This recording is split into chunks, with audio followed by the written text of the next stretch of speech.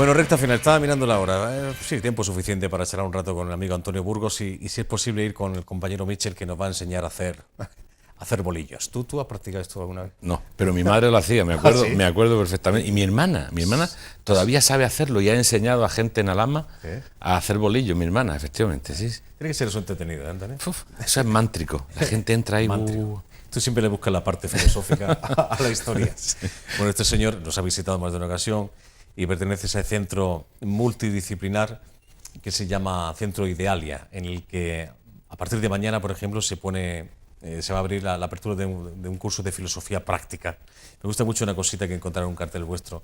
Esto ya lo hicisteis en alguna ocasión. Esto es una frase de estas que han pasado a la historia, creo, de Einstein, ¿no? Que decía, la mente es como un paracaídas, ¿no? Esto lo dije un día. Eso. Solo funciona si se abre. Efectivamente. Es que es buenísimo. Es buenísima. Lo que hace falta es ponerla en práctica. Claro, abrir la mente, abrirla. ¿No? Bueno. Y luego, antes de la pausa, hacéis una pregunta que es la pregunta que habéis utilizado como título de esa charla coloquio. ¿Por qué el esoterismo ha caído en lo ridículo? Cuando hablamos de esoterismo, lo primero que se nos viene a la mente, Antonio, es aquella señora o aquel señor, porque hay un poco de todo, delante de la bola de cristal, ¿no? Sí. Sí. Claro, eso es un poco ridículo, ¿no? Hay algo más. Creo que sí. Hay algo más que eso. Creo que hay algo más. Claro. Y eso es lo que vamos a intentar. O sea, por un lado, justificar que, visto lo visto, hay gente con mucho sentido común y muy sensata que dice, bueno, todo lo que me suene o todo lo que me huela a esoterismo, no quiero saber nada de eso. ¿Por qué? Porque se ha mal utilizado, se ha malinterpretado, se ha comercializado, se ha destruido la imagen completamente. Pero nosotros lo que queremos es recuperar un poco el sentido real, profundo, de lo que significa esoterismo. Y eso es lo que vamos a intentar en la conferencia. ¿Echar las cartas también se le puede...? ¿Eso también es esoterismo? ¿Esto no. de las cartas del tarot y ese tipo de cosas? No. Ni echar las cartas, ni determinados tipos de ceremonias, ni determinados tipos de rituales, ni encender velas, ni llevar un colgante. Eso es una parafernalia aneja que no tiene nada que ver con lo esotérico. Lo esotérico es lo interno y lo exotérico es lo externo. Vale. Y fíjate que las palabras, esas dos palabras son griegas. Hemos hablado aquí en más de una ocasión del origen de todos estos términos, de la filosofía en particular, como ese movimiento en torno al siglo VI, V, VII, depende del autor. Justamente los filósofos, como un Pitágoras, como un Platón, tenían una parte esotérica y una parte exotérica. Es decir, la filosofía nace ya con un sentido esotérico. ¿Por qué? Porque lo que quiere la filosofía es preguntarse por el sentido profundo de las cosas. No solamente por lo externo, sino por el sentido profundo. Entonces, la filosofía en su origen, podemos decir que lo que trata es de preguntarse o desvelar la parte más profunda, la parte menos evidente. Entonces, también es un poco absurdo crear una oposición interno-externo o esotérico-exotérico. Deberíamos de entender que hay una continuidad y que en esa continuidad hay una franja donde empieza a ponerse las cosas un poco más oscuras, simplemente eso. Vale. A esa oscuridad se le puede dar un poco de luz, de alguna forma, para ver lo que hay, ¿eh? De eso, justamente de eso trata lo esotérico. Lo esotérico es lo que está escondido, lo oculto, lo secreto, pero en realidad la filosofía esotérica trata de poner luz en lo que no se ve. Es el sentido de la palabra ocultismo, no el que oculta, sino el que trata de mostrar lo que no se ve. Lo que ocurre es que no todo el mundo va a poder ver eso, o no todo el mundo lo va a comprender. Yo creo que siempre ponemos un ejemplo parecido, ¿no? Hasta hace un siglo y pico pensábamos que la única radiación que existiera era la visible, ¿no? Entonces teníamos un color, que eran los 7 colores del espectro. En la medida en que se descubre una serie de aparatos, vemos que hay más colores que no vemos. Entonces aparecen los infrarrojos y los ultravioletas. Decimos, no, lo que vemos es una mínima fracción de la radiación electromagnética. Sabemos que hay mucho más. Alguna la podemos sentir como calor, pero no la podemos ver. Entonces los científicos nos dicen, bueno, pues hay todas estas radiaciones, pero ¿se ha acabado ahí? O puede que haya hasta el infinito por arriba y hasta el infinito por abajo. Y ahora solamente lo hemos ampliado mucho, pero no todo. Un poco pasaría eso con lo esotérico. Es decir, hay una parte que percibimos, un hombre. ¿Qué puedo ver yo de un ser humano? Pues su piel, el color de sus ojos, su pelo, si lo tiene, si no, no lo veo, el color del pelo, la altura, su peso. Esa es la parte exotérica del ser humano. Pero lo que piensa, lo que ha vivido, lo que vive profundamente, por qué piensa lo que piensa, sus sentimientos, para mí... Eso es lo importante, ¿no? Pero esa es la parte esotérica. Claro.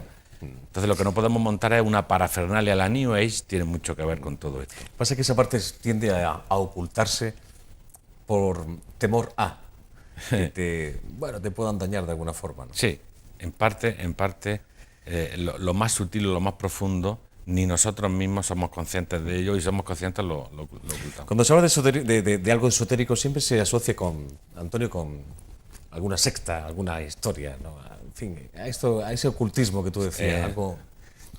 Esto yo no sé si ha perjudicado o ha beneficiado o ha sido algo neutro respecto al esoterismo.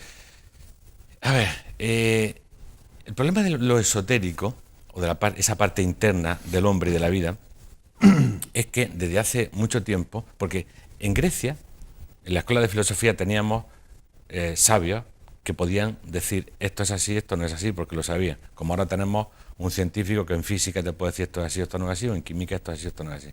Pero como eso desapareció, lo que nos queda son trozos de enseñanza, libros, escritos, pero no hay una, digamos, autoridad, alguien cualificado que pueda decir esto es un invento, esto es un montaje, esto es real. ¿Qué ocurre? Que se convierte en un factor sectario, y es verdad que se convierte en un elemento sectario, lo cual es un enemigo del esoterismo. Pero si volvemos al principio y reconocemos que esoterismo es la búsqueda del porqué de las cosas, no del qué, sino del porqué, o sea, las razones profundas de las cosas. Yo creo que todos tenemos preguntas esotéricas, no nos las hacemos muchas veces, sí, pero ¿por qué vivo? Creo que es una buena pregunta suficientemente esotérica. ¿Por qué voy a morir? ¿Por qué voy a morir? ¿Por qué me enamoro y me desenamoro? ¿Por qué tengo estos estados de ánimo? Todas esas preguntas que difícilmente se hacen y que uno, si alguna vez se la hizo cuando era niño, nos callaron 4 veces y ya no volvimos a preguntar más, porque nadie nos dijo, bueno, no que nos dé la respuesta, sino que quede la pregunta abierta, que eso es lo importante. Creo que nadie te va a venir a decir, el sentido de la vida es este. Creo que lo importante es mantener la pregunta activa y despierta y seguir buscando, y tal vez algún día uno lo va a encontrar, ¿no? Claro. Esta apertura de curso que mañana lleváis a cabo a partir de las 10, lo de la charla coloquio, ¿por qué el esoterismo ha caído en lo ridículo?, es un ratito antes, a las 9, ¿no? El mismo centro Idealia. Lo de filosofía práctica, evidentemente es práctica porque existe la teórica, ¿no? Claro. Claro, es una obviedad. Pero cuando hablamos de filosofía práctica, Antonio... Parece una incongruencia, ¿verdad? Claro. Realmente, ¿a qué nos referimos? Tiene que ver con esto que estamos hablando. La filosofía es esencialmente práctica o no es filosofía, porque si no tiene una utilidad para resolver o para apoyar esa pregunta, esa inquietud del ser humano, ¿para qué sirve? O sea, si nos volvemos de nuevo históricamente, los filósofos que empezaron, que le dieron nombre a filosofía, lo que trataban era de responder las preguntas íntimas del ser humano para que mejore su vida, para que el ser humano se vaya transformando en algo mejor que él mismo. Por lo tanto, tiene que tener una práctica.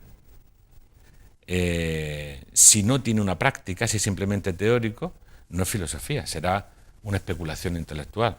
Pero es que en los últimos siglos ha habido una escisión en la filosofía. Entonces, por un lado, se ha convertido en algo meramente intelectual, y por otro lado, la parte más esotérica, más práctica, se ha convertido en algo completamente subjetivo, que parece que está desligado de una teoría comprensible para todos. Entonces sí que lo hay. Un seguidor de la filosofía práctica me estaba hablando, porque lo vi hace poco en una entrevista que le hizo Iñaki Gabilondo en Canal Plus, concretamente. El señor Sabater, Fernando Sabater, filósofo por todos conocido, sí. No sé si de tu gusto o no, pero quiero decir, el discurso de este señor se podía enmarcar dentro de la filosofía práctica actual. Yo creo que sí. Yo creo que hay una serie de pensadores que no solo son pensadores, sino que tratan de poner en práctica con más o menos acierto todo eso.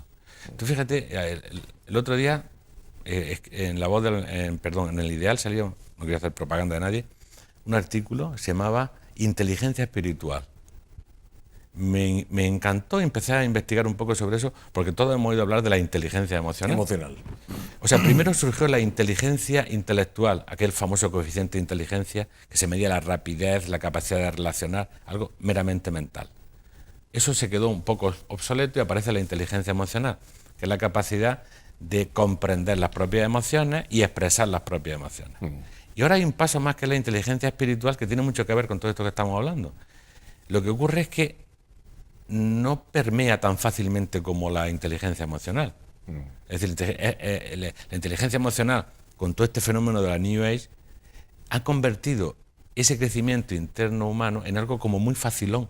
Si te lees un libro o si vas a una conferencia, ya lo has visto. Y lo que al final queda es gente muy desencantada. La mente es como un paracaídas, solo funciona si se abre. Grábense esa frase porque hay que ponerla en práctica en la medida de lo posible. Bueno, mañana, viernes 18 a las 9, la charla coloquio sobre esoterismo. Una hora después se abre ese curso de filosofía práctica. Avenida Pablo Iglesias 134. 134. Centro Idealia. Gracias, Antonio. Encantado. Hasta la próxima. Vamos a los bolillos. Vamos a echar un vistazo a esto. No sé por si algún día nos ponemos.